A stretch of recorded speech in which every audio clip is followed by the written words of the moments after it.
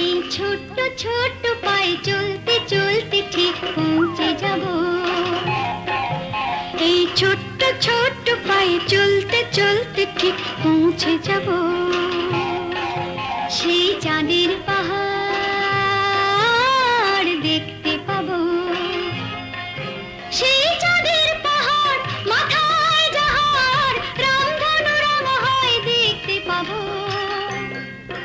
ঠিক পৌঁছে যাব এই ছোট্ট ছোট্ট পায়ে চলতে চলতে ঠিক পৌঁছে যাব।